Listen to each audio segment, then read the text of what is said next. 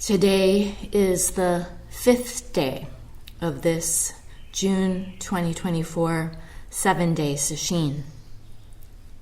And I'm going to continue with reading from the book Subtle Sound, The Zen Teachings of Maureen Stewart. I'm going to go to chapter 23, titled Listening to the Mind.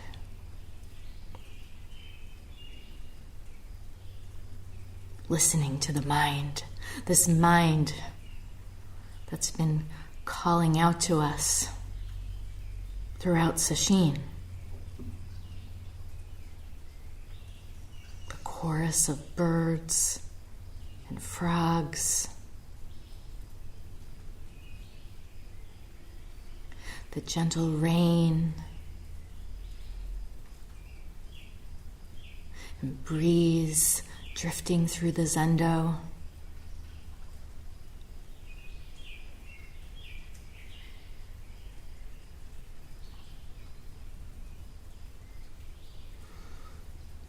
Maureen Roshi begins. The mind is not an individual matter. It does not belong to our egocentric consciousness. The more we give up that egocentric consciousness, the more we experienced the mind as free and joyful. Through our Zazen practice, all the junk gets swept away. We feel the Dharma light shining everywhere. The universal wakefulness that is every one of us shows itself more clearly every minute.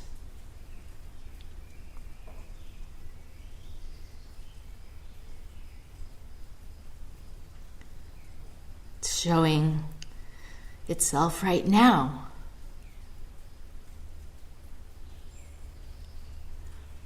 Whatever you're experiencing right now,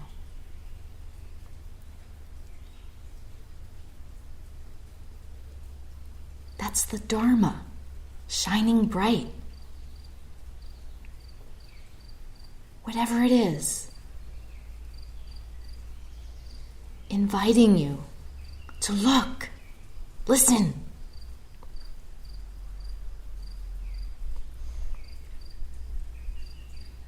Just this.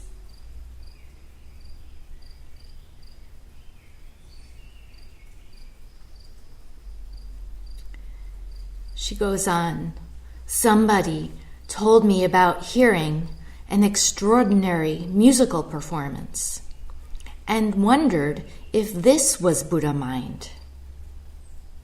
Now this may be an expression of Buddha mind, but it is not Buddha mind. What is Buddha mind? Buddha mind is with us every single breath. How we express this Buddha mind is another story. Buddha mind is not something. It's not an object. It's not outside us. It's not a mirror. It is not a tree. It is not this or that.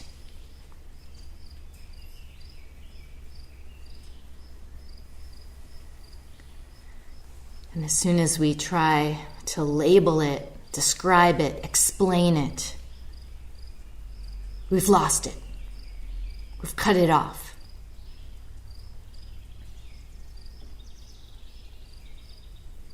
Kind of like the fireflies that light up the orchard here at Chapin Mill at night.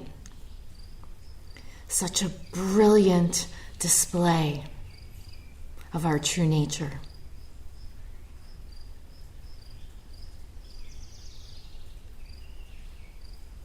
But as soon as we name it, label it, we separate ourselves.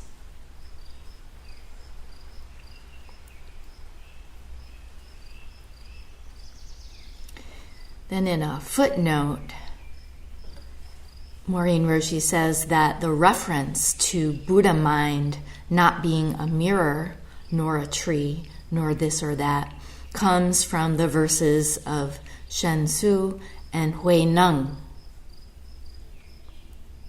There's this legendary story that goes with the verses. And in the book Zen's Chinese Heritage, Andy Ferguson says that there isn't much evidence to say that the story is true. He says, and yet it remains a cornerstone of Chinese religious culture. I'm going to paraphrase to give a short version of the story. One day, the fifth ancestor, Hongren, told the assembly of monks to express their understanding in a poem to be written on a wall. Whomever's poem demonstrated true realization would be chosen as the sixth ancestor. The head monk, Shen Su, who happened to be the most educated among the monks, wrote the following verse. The body is the tree of wisdom, the mind but a bright mirror. At all times, diligently polish it to remain untainted by dust. Diligently polish it to remain untainted by dust.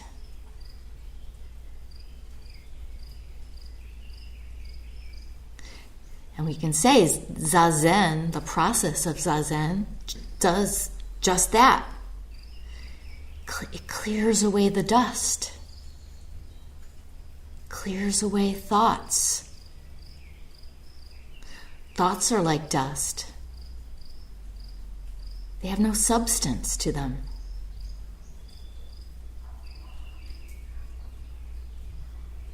A single particle of dust is so tiny, you can't even see it.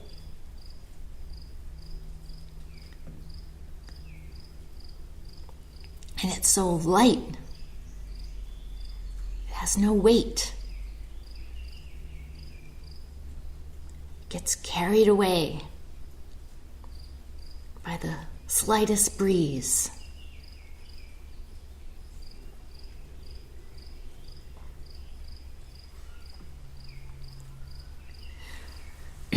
Next, according to the legend, Hui Neng, who was illiterate and wasn't yet even ordained as a monk, sought help from another monk in order to write his verse on the wall. Hui Neng's verse read, "Fundamentally, no wisdom tree exists, nor the stand of a mirror bright. Since all is empty from the beginning, where can the dust alight?"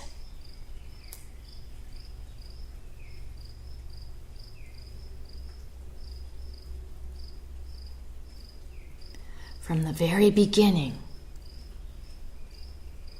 there's not a single thing. And it was with that verse that Hongren chose Hui Neng as the sixth ancestor.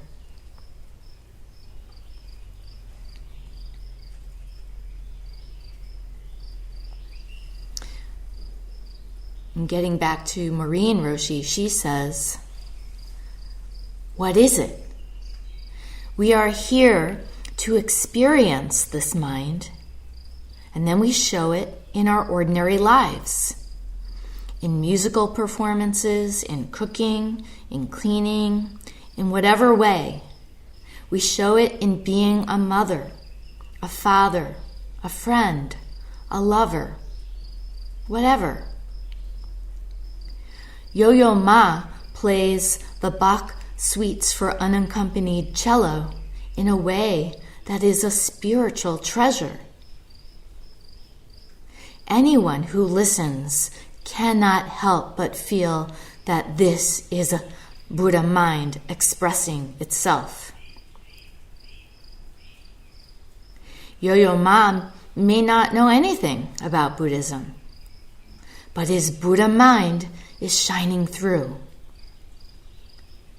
It's completely selfless. It's a completely selfless kind of music making. Completely giving up to the true spirituality of Bach, who was a deeply spiritual man himself. Sesshin is a time in which we can experience this Buddha mind very deeply.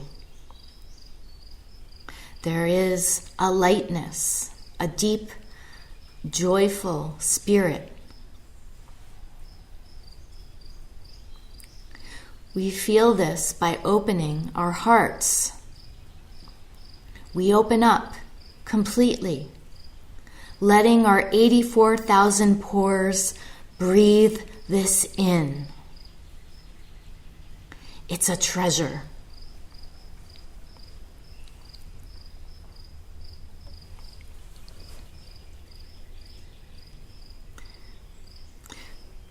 That said, we know that in any given moment throughout the course of Sesshin, it may not feel so light, bright, and joyful.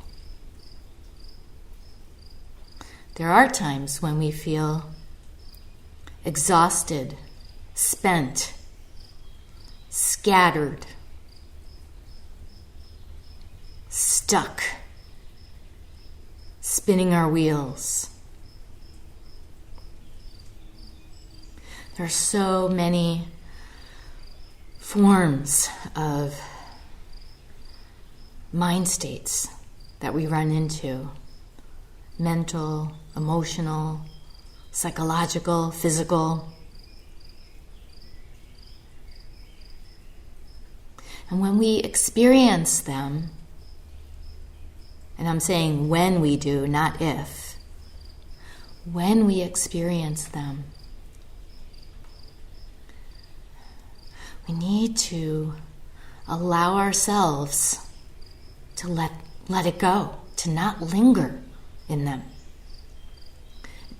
not to allow them to morph into an excuse for wallowing in self-pity or self-judgment.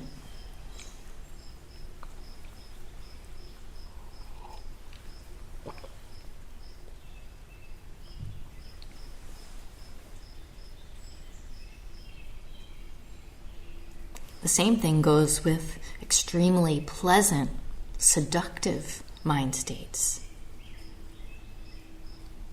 It's all dust. And all of it, and yet, is part of our true nature that we all share. There's nothing about us that's removed from our true nature. And even when we don't notice it, when we don't see it, it's still there. It's still accessible. And it's also the case whether we believe it or not.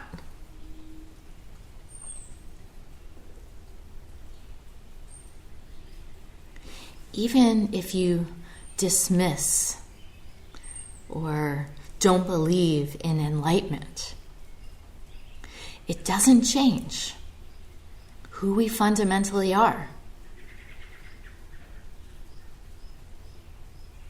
Each one of us without exception, all beings.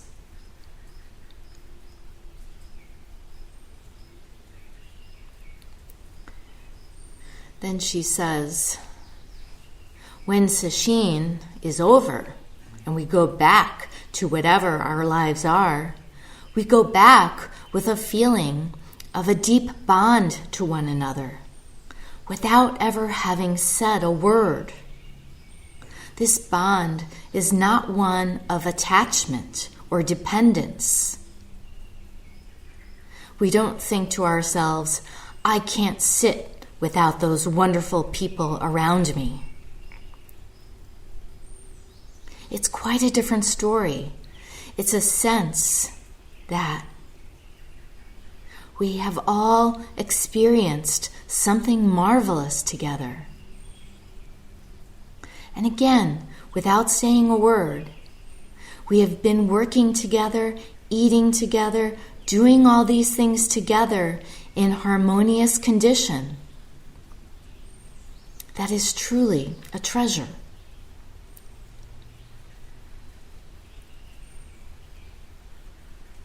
Sangha is a treasure.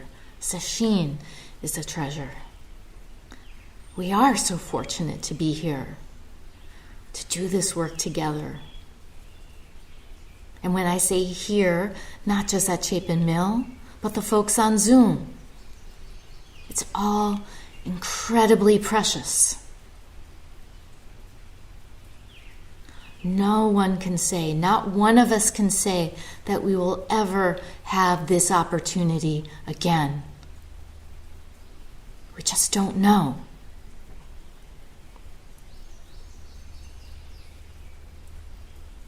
We're now in the second half of Sesshin.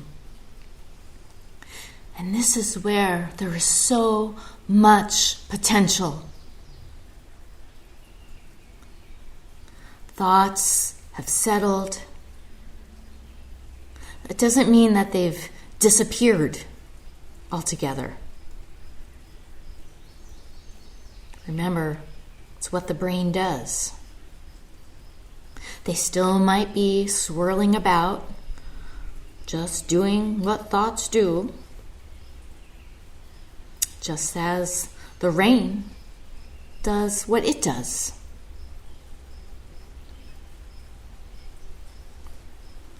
But they have far less of a grip on us now, after all the zazen we've been doing. And as long as we continue this effort, as long as we don't put it down, that grip is going to loosen even more. You gotta trust this process.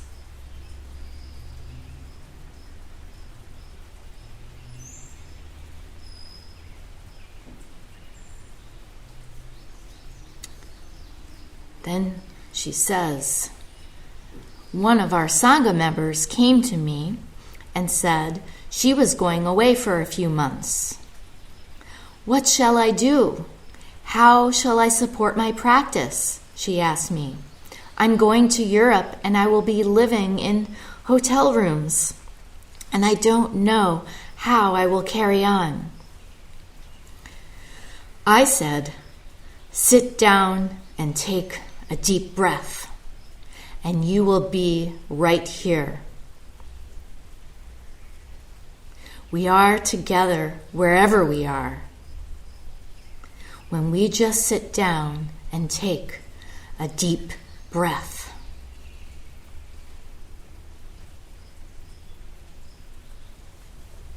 Wherever we are, we're always together. Nothing separate. This is impossible to fathom with our rational mind. Beyond time and space. In sesshin, outside of sesshin. Just this one single mind.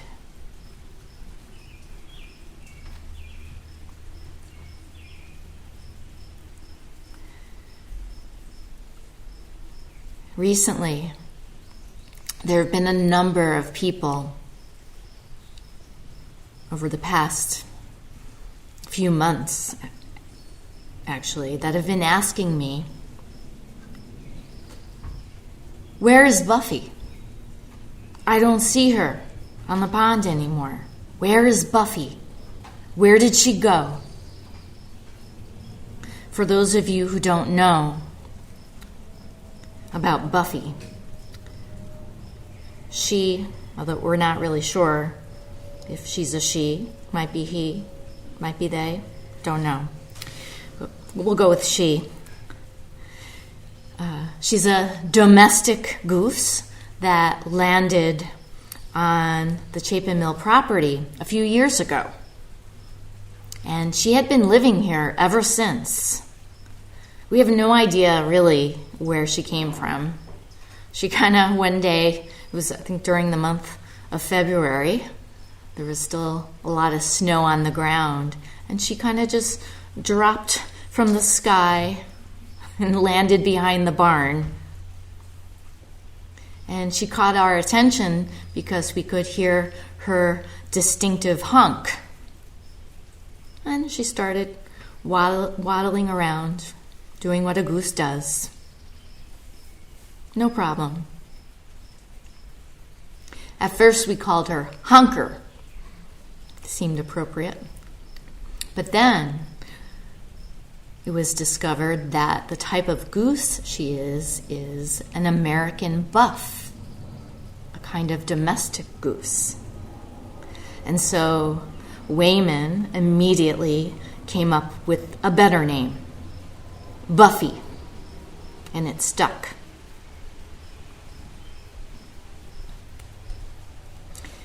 And she had been here for years. She's kind of like the mascot of Chapin Mill. Everyone was used to seeing her when they came for sesshin. And everyone took delight in her presence. The Kubica family took really good care of her, feeding her, checking in on her in the winter. You know, because she's a goose, she has her own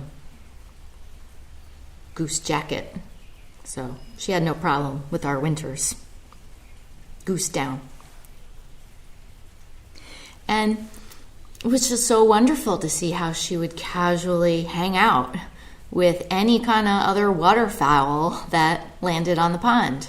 Canada geese, mallards, hooded mergansers. It didn't matter. She hung out with them all.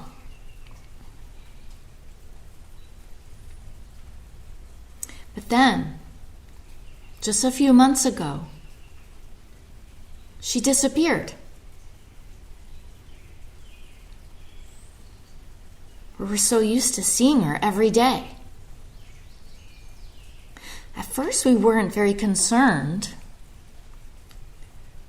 because she was known to hide in the reeds, especially when it's cold out. And she could spend days, even weeks in there.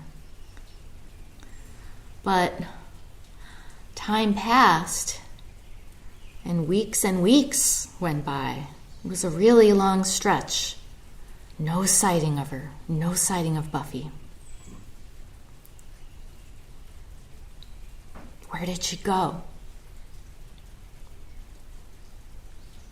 Eventually, we discovered that she managed to fly over to the next pond, the next body of water, located just north of here, in part of the neighboring community called Horseshoe Lake. We were all quite relieved to find that she was thriving there, and not surprisingly, everyone fell in love with her there. There's no doubt that her travels have brought many people, as well as other waterfowl, together in new ways. There was this beautiful bonding that happened around Buffy.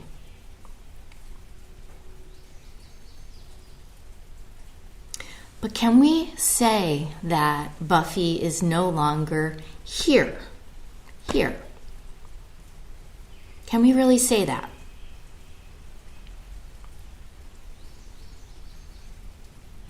That she's now over there and not here? That's just one side of the coin.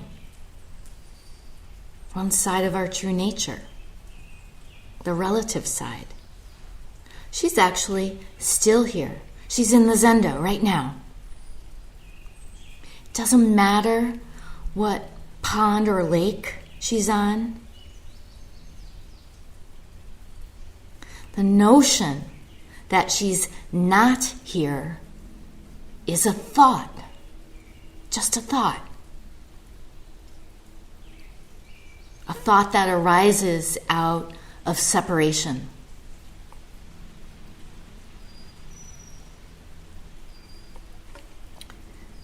The same goes with our loved ones, both living and dead. We can sit here in Sesshin and even be thinking about them, the people in our lives, how we miss them, how we wish we could have said this or that to them. Wish we could have spent more time with them. Perhaps even regretting being here in Sesshin because it means time away from your family. Dwelling in these kinds of thoughts of separation is a real misunderstanding of what we're doing here.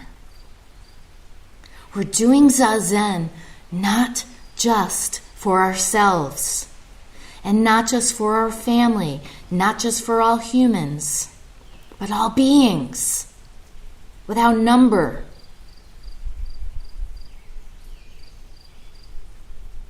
We're doing Zazen without any thought of separation from anyone or anything.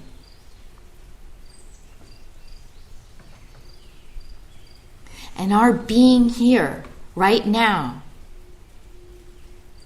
comes out of us being totally intertwined, completely interconnected, a tightly woven tangle of beings got us here to this very moment.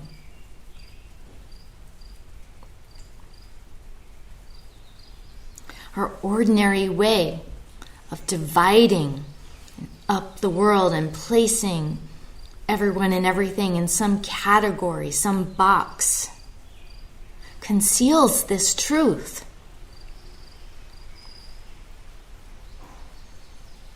We need to drop it. We need to give ourselves completely to the practice. Not to.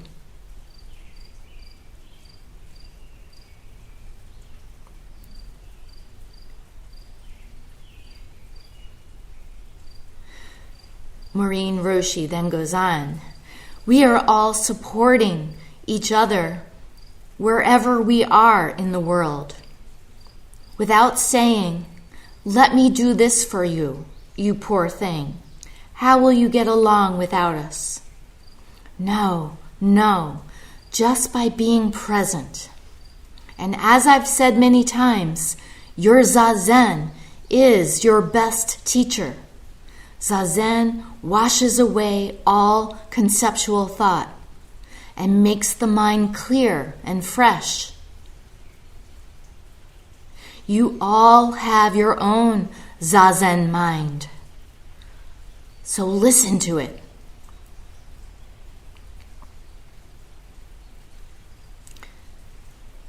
Yeah, there are so many teachers in our lives. Zazen being the most important one, because we wouldn't notice these other teachers without it.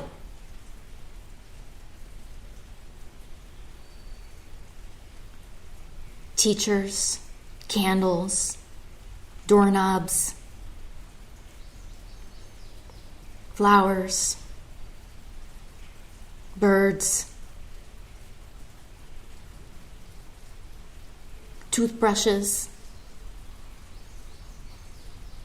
towels, forks, bowls, all teachers. All inviting us to look, to pay attention.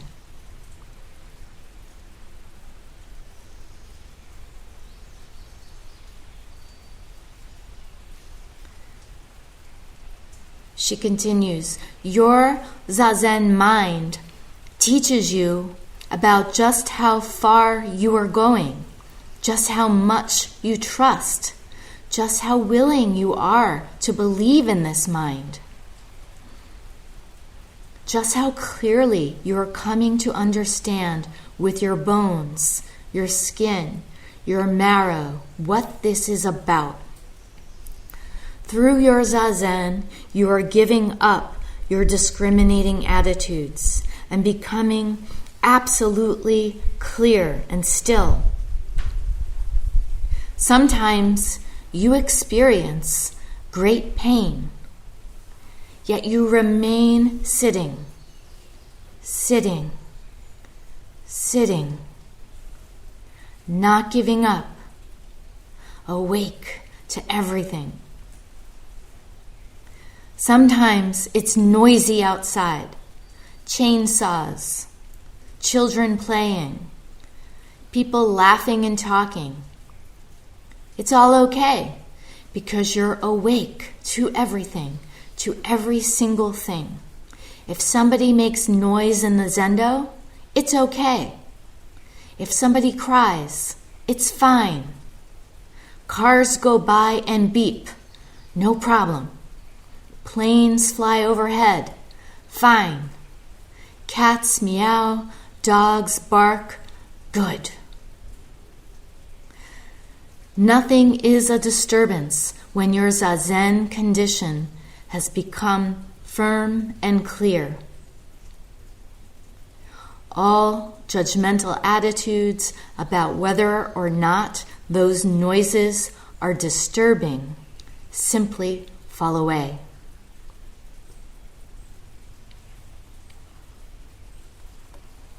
The only way one can feel disturbed by sound or by anything else is by clinging to thoughts about it.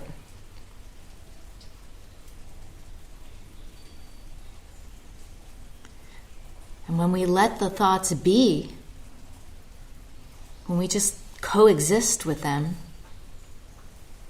without pushing them away or lingering in them, they just kind of fade to the background.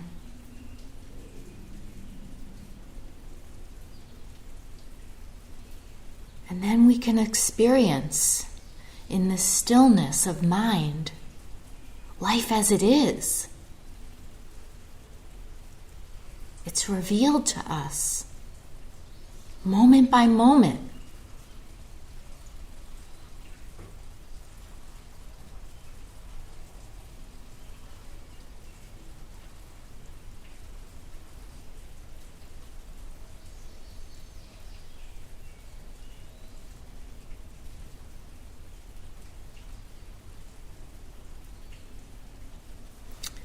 She then says, it's one thing to sit in ideal conditions in the zendo,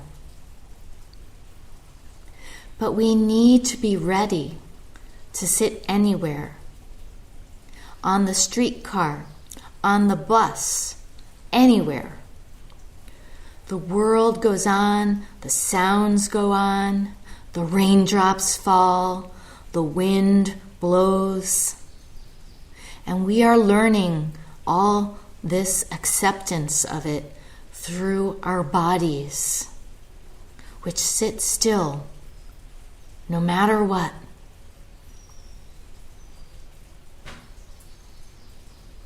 If you want to memorize things in books about how to practice, fine. But it's not the same, is it? You don't read the menu to taste the food. You don't read the menu to taste the food. During sesshin, someone may ask me, why am I doing this? Why am I going through so much pain? Isn't there some easier way? But at the end of sesshin, that same person may say to me, well, I understand now. It feels good. In fact, it feels wonderful. So I will go through it again and again and again.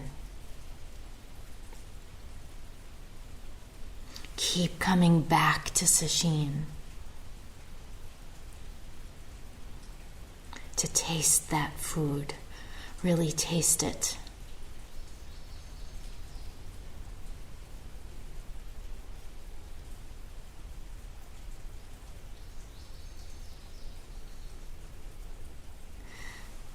This time of year is the start of strawberry season. Speaking of food. And let's say you've never tasted a strawberry before.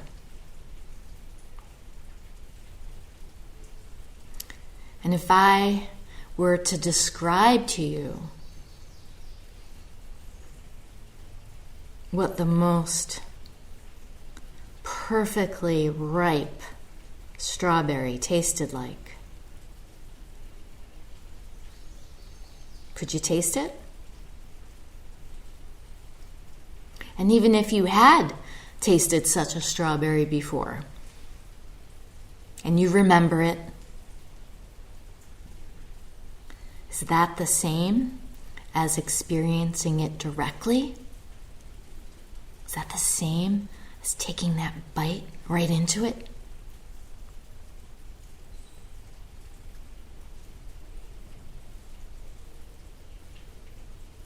Into the sweet flesh, the sweet smell, the soft texture.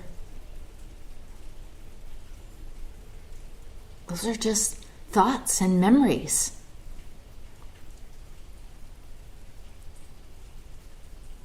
They're not the real thing. And the same goes for anything else that we taste, touch, see, hear, feel. All the sensory inputs that we receive. We're receiving them right now. We're never not receiving them. And they're amazing.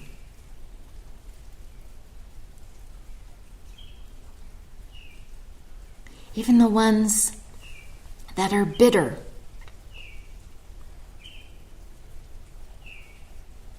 Or taste spoiled. Just as the sensation of physical pain. Exhaustion.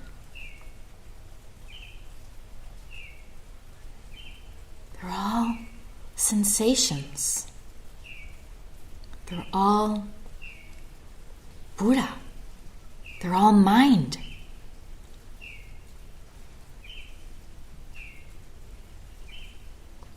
She says, we cannot wait for some other time to experience this.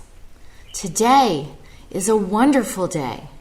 Today is a fresh day. Or as Uman said, every day is a good day. Every day is a good day. Sitting in a posture that's strong and grounded, with a mind that is still and composed, not dead, but dynamically composed, buoyant and joyful. We maintain this condition without any pressure, without any pushing, without any gaining idea, without trying to get something, make something happen.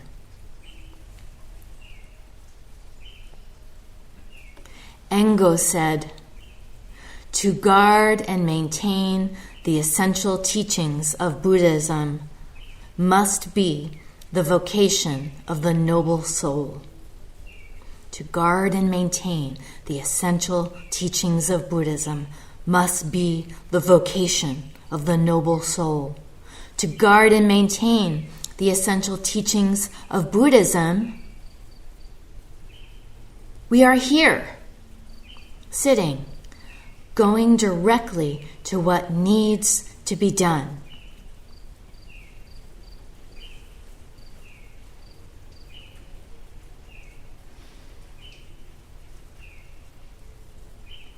Here we have all these teachings of Buddhas and ancestors that have been passed down from generation to generation. Their words were recorded, documented, shared over and over, recited. They do help us to find our way, but they're not a substitute for the practical wisdom that arises from Zazen, from the doing. And ultimately,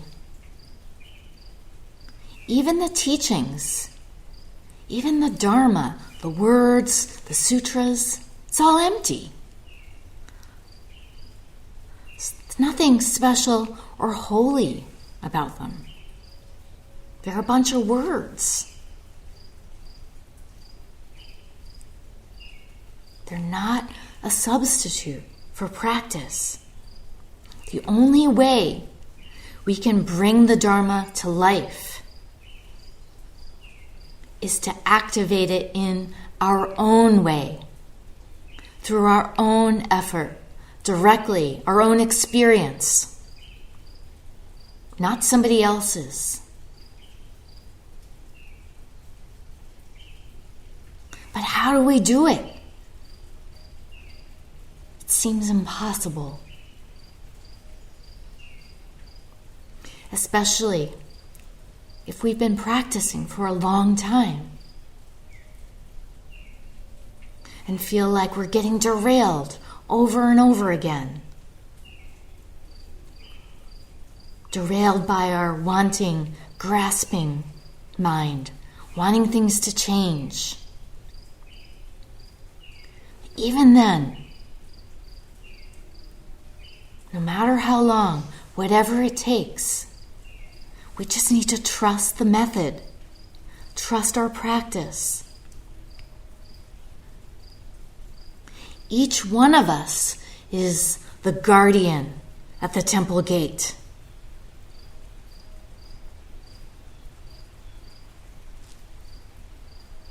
No one can guard our practice for us. Not even a teacher.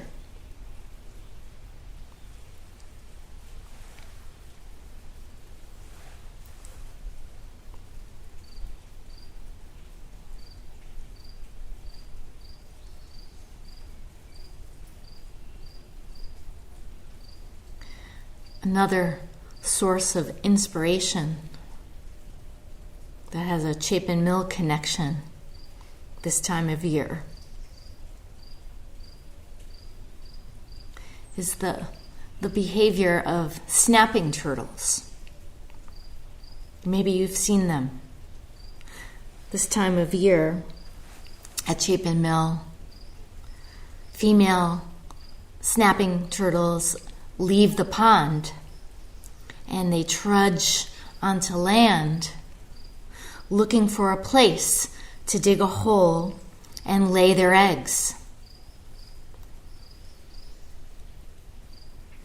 They build their nests in dirt or gravel by digging down with their big claws.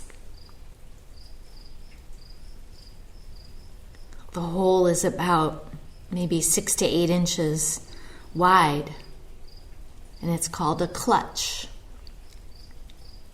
And it's really, really perilous work for these turtles. They cross roads. They can travel quite far from their home, their aquatic home in the pond, looking for the right spot, the ideal spot to lay their eggs. One that will likely be safe from potential predators. This is not easy to do. There are a lot of risks involved. And the survival of future generations depends on it. But despite what a monumental task this is, these turtles, these snapping turtles, move very slowly, calmly, steadily, naturally. They don't rush about. They don't fuss. They're not even disturbed by passerbys. You can walk right by them and they pay you no mind. They're not disturbed by cars either. They just no-mindedly do what needs to be done. They follow their calling and they do it.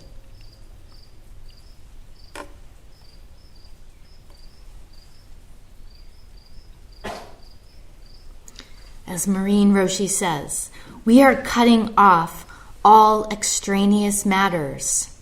No blinking, no hesitation, going straight ahead. Who is the noble soul? Who is this person without rank? Forget about it. Forget about seeking Buddha. Forget about words. Forget about this outside self. The true person without rank, the noble soul, is within us. There is no noble soul without. Only when we experience it in this way, in our own words and lives, do the vivid words and actions of our ancestral teachers come forth.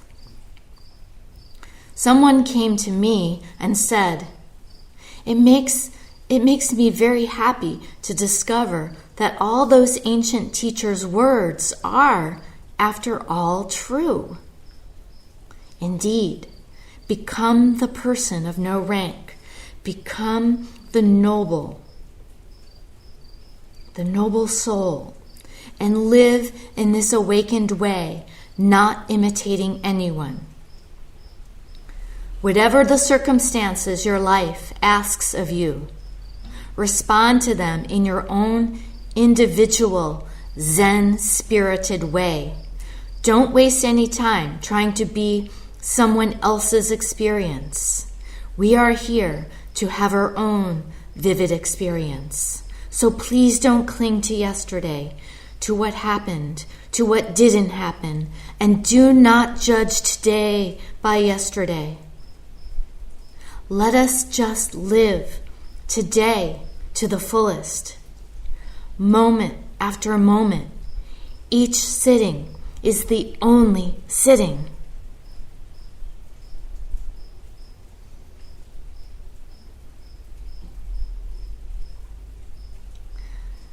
Let us just live right now. Just this.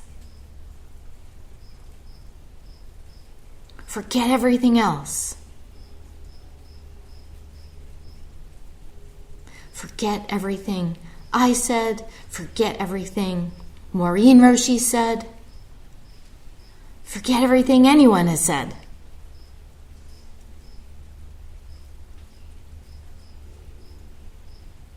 Just this.